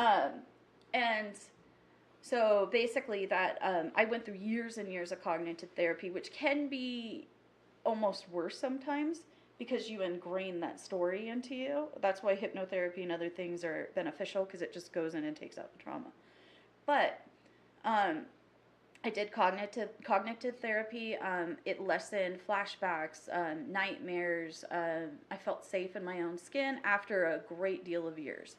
And then also, it's like I've taking care of my body, started taking care of myself. I'm obviously not super fit right now, but just different stuff like that. But I worry about wellness over just being super fit. You know what I mean? But I'm taking care of myself. There's a mental stability to it. Right. Yeah. And I'm not running out eating fast food every day or something like some people do. Not saying anything against that. But so mind and body. No. Like I basically also just coming back into my skin, you know, Yeah. and feeling sexual again. And because I went the route where you shut down, where you didn't become promiscuous, but you shut down. Right. So I'm comfortable in my skin. I'm comfortable, you know, sexually and everything else. And that, trust me, if you guys are out there, that's a huge thing there. Yeah. And then A lot of men that have suffered or issues with it, Yeah. you know, homophobic Yeah. or the other side of it, become homosexual. Yeah. So I 100% understand where Right. you're going with that. Right, but just being comfortable, being in my skin, and going to the place where I would get checkups every once in a while, and they're like, "You're doing the best that you possibly could do. You're doing spectacular. You're doing wonderful." But I still had fingerprints of this in my life, and I couldn't figure out why. And that's really in my late 20s, early 30s, I started turning more to spirit. And once that component came in, once that healing came in, that's the trifecta that really freed me from a lot of stuff. You can sit there and say you're somebody who can push things down by going to the gym or going and punching a punching bag or doing some of that stuff, and you feel like you can deal with some of that and have some of that release, and that is spiritual as well. But There's the kinetic energy there for sure. Yeah, exactly. And you can also have it where you're sitting there and you're just sitting there and you're oming out, and you just stay in your own place, and you just go into your mind, and you don't even interact with this world so much anymore. But that's not really spiritual. That's just sitting in your mind like a prison.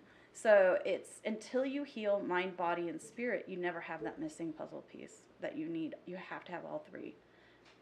And so that's pretty much what we were talking about. Yeah. No, I like that though.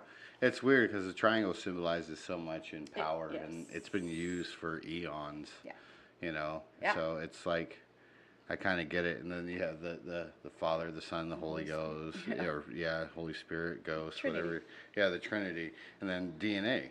Yeah. The DNA function is of a triangle in that sense too. So just kind of crazy, different powerful thoughts of what a triangle is and what it represents, and definitely into it. So yeah, I love it. For sure. Anything else? No, I think You're more than welcome to just open up.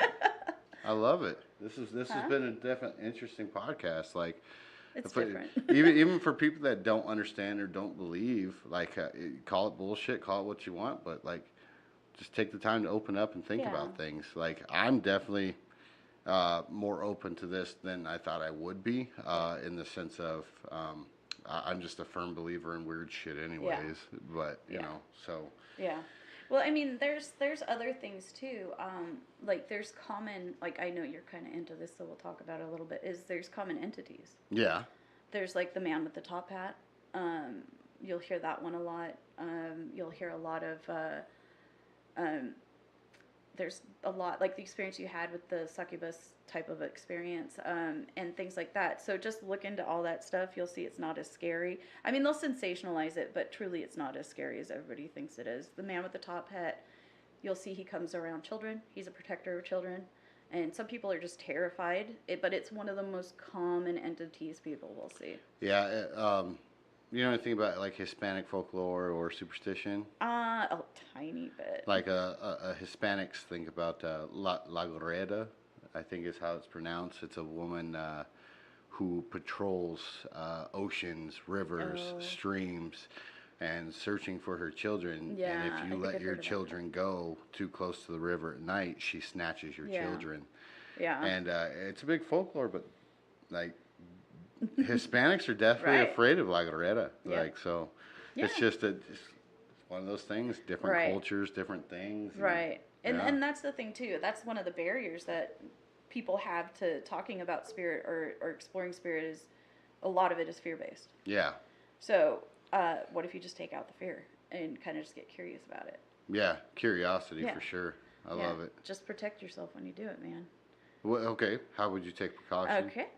So like dealing with stuff like cards and Ouija boards, I do not recommend it just for everybody. I mean, No, no, that's the so Ouija boards, they attract lower lying spirits. It's just kind of like you can have spirits that feed off of fear.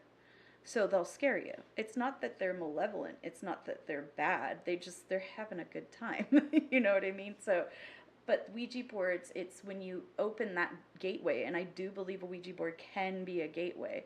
When you're opening yourself up to that, I know a lot of people see the movies and they're like, oh, you're gonna die, whatever. But that's not necessarily going to happen. But they have a lot of like, if you don't say goodbye, it's going to stay in the house. Okay, skip all that stuff. Do whatever you need to do to feel comfortable, but again, don't use it. But if you do, what you need to do is understand that you need to surround yourself with light. And what that means is spirit. So like when I was telling you guys, like I need to transition here, I first of all, I need to be able to open my third eye, be able to listen to Sally. And as you could see when I was reading cards, I shake a little bit. I was tapping into that energy. And there's a lot of different things going on here, so it's kind of hard to wiggle my way through that. But what you can do is you just imagine, because you can do this with your imagination, you don't even have to really feel it. If you do have a belief, religious belief, whatever, call upon that. Say your prayers, do your Buddhist stuff, do whatever it is. That makes you feel comfortable in spirit. But secondly, just call on your spirit guides and ask them to protect you.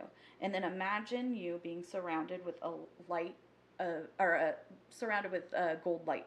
Imagine it coming out the top of your head and surrounding you all the way around. This is a technique called shielding. Okay. When I encounter anything that's bad or negative, I use shielding. Any person, child out there, anybody out there with abilities, you need to know shielding. It's 100% necessary. That's the stuff I want to hear. And pushing. You need to know pushing. I'll tell you about that in a second. So when you do that, make sure that you are shielded. And so that is you being protected. And just even that mental picture, whether it's real or not, is saying, I will not allow anything bad to happen here. And it's really standing your ground. And if you believe that it's not going to happen in your soul, you know, not believe, but you know nothing negative is going to come your way. Nothing can attach to you. It's like different molecules. If they're alike enough, they'll attach. If they're not, they won't. And it's literally like that. Negative spirit can't attach to you if you don't liken to it. Okay. We'll try to wrap it up with this one, because this is a big one. Okay. All right. How much of scientific acknowledgement do you give spiritual acknowledgement? Do they coincide? Do they work together? Do they coexist? Do they differ? Like, give me your views on that. More and more, especially nowadays, we're getting closer and closer to making them make sense together. And I'm gonna mess up the quote, but Albert Einstein spoke to him trying to know God through science.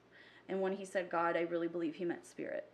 But it's getting closer and closer. There's different things like there's apes that they had, and I'm going to mess this all up, so please look it up. There's a study where they had apes in one country, and they like rice. So they gave them uncooked rice that was mixed in sand. But they knew they liked the rice to begin with.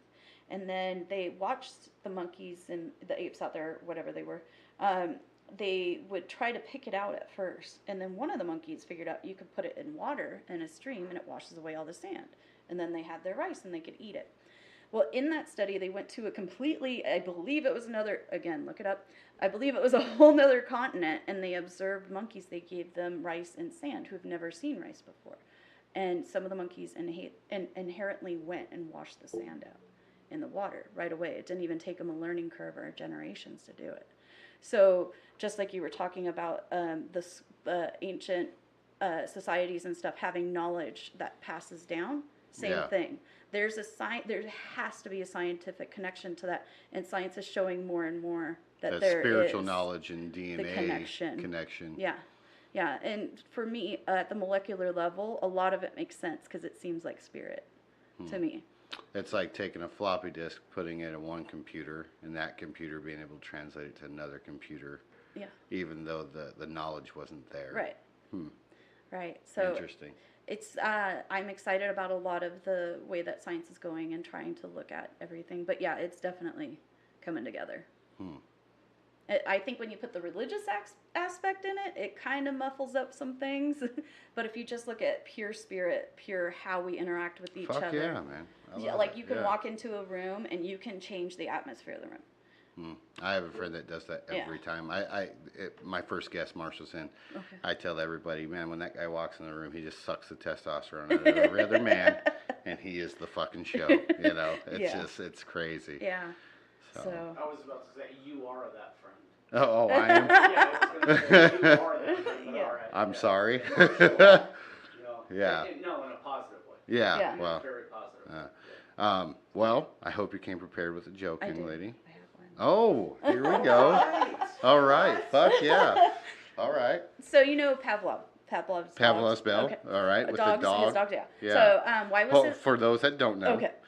So Pavlov, the bell, right? Yeah. He would ring the bell, feed the dog dinner, right? Yep. Consistently would do that over and over again. One day pulled the dog's food, rang the bell, dog came, sat there, waited for food, pretty much just salivating out of the mouth, like ready to go. Right. You know, it's the bell, the food, dog knew he was getting Me fed. and tacos. Right. Yeah. Oh. Yeah, means Molly's. Oh, well, there you go. Yeah. All right, go ahead. We're family. Go ahead with the joke, though. Yeah. But basically, why was Pavlov's hair so silky and smooth? Why? Because it was conditioned. Oh, jeez.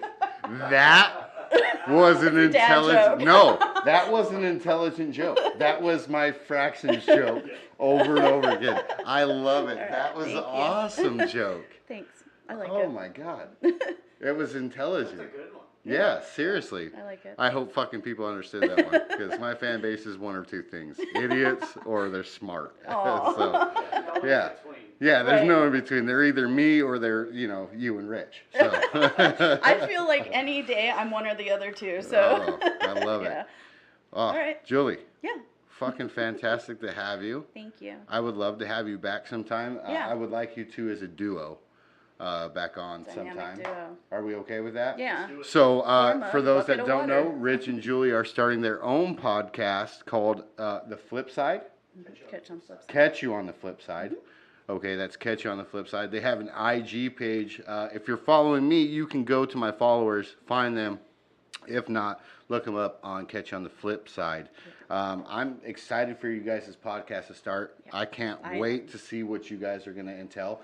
Maybe having you guys on together will give you kind of a feel of a direction that you guys want to go when you do start your podcast. Yeah. So we could do a trial run here on Whiskey Tango Talks. Sure. Possibly. And get it, see, kind of fill it out, I talked about having my buddy Bryce Nance do a hypnotherapy session with Rich. Yeah. Maybe we bring him in during that. Yeah. And, I can exit to the side. He can sit here and you guys can sit over there. Yeah. Good. Let's do it. Could be interesting, right? Absolutely. So, I like that. yeah. Let's do it. Regardless. Yeah. So, for those that are looking to see a hypnotherapist, Rich's information is on a prior post on IG. If you're interested in meeting with Julie on a personal level, maybe have her help you out spiritually or guide you in any way, shape, or form in that sense, get with Rich. Don't want to put too much of your information out. I know where you stand. You can find us on Patreon. That's patreon.com. We are adult content, 18 or older, so search for us. Donate if you can. We're still trying to give back to charity. For those that don't give a shit, give a shit, please. Like, subscribe, hit that little fucking bell on YouTube. You can watch all of our videos if you want. That's fine. We love it. But if you're not subscribing, you're not helping us. Right. All right? If you have any kind of suggestions for a show that you would like to hear and or people that you would like to possibly be a guest on Whiskey Tango Talks, DM me, okay, on Instagram at Whiskey Tango Talks, and let me know what that is, and we'll see what we can do.